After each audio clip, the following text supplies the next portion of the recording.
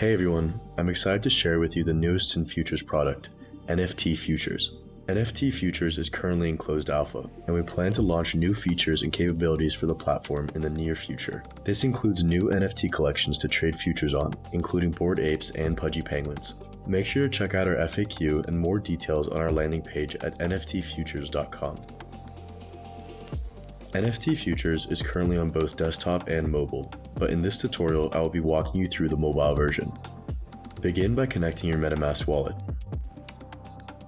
You can easily swipe through the available NFTs to find the one that you would like to trade.